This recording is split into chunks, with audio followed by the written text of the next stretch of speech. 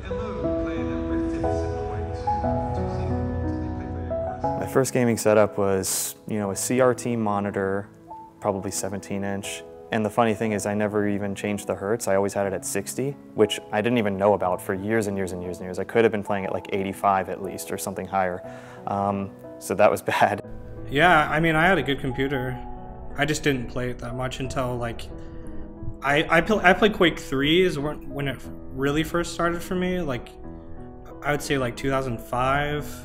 As far as computer goes, it was just something that ran the game. It was good enough. I don't remember specifics exactly. I had an integrated video card, so I played on really low frames, and I used a ball mouse. I don't even remember the model, but it was not a gaming PC, but I used it for gaming purposes. Internet back then was infamously very bad. It was like really slow, and the one thing I remember even is like when he went from 56K to ISDN and how big of a jump that was, and it was still not that good in comparison to today. I need to play like on a really good monitor, and just the game has to feel smooth for me or else I'm not enjoying it. My first major game that set my esports career going was Quake 2, which I started in 2001. I used to watch my dad play Quake 2, and I don't remember the specs, but it was good enough to actually run the game pretty well. I mean, I've played console games and stuff like, Nintendo, Super Nintendo, all that stuff, PlayStation when I was growing up. No, Quake was my first like PC game experience, I think. Well, my first esport experience was when I had a 4-on-4 team deathmatch event in New York.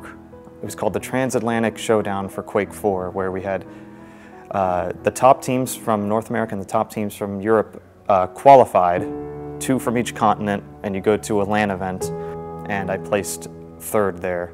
So it was a fun experience, and I learned quite a lot, actually. And now, he's sprung the trap, and there's the shield. I don't know if Rapper's going to survive this!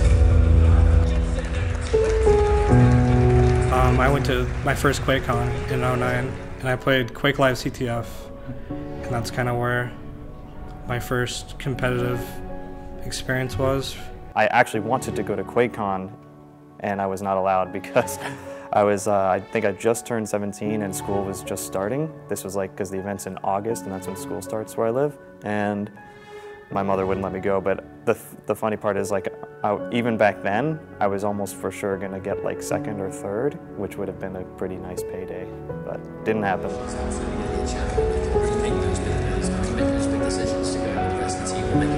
The way I see it, it's pretty much just been an upward trajectory. More events, more teams, more pro games, more abilities for players to earn salary.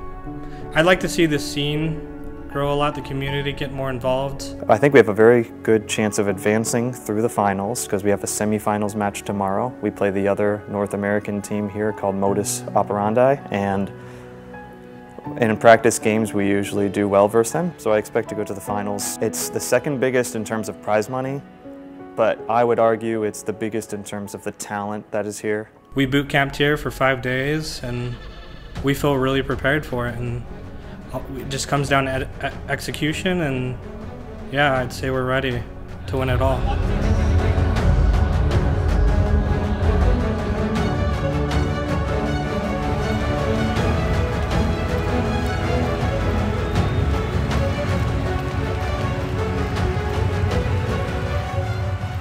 This is an incredible display, and I wonder how it feels for them to lift the trophy. The storylines behind these players as well.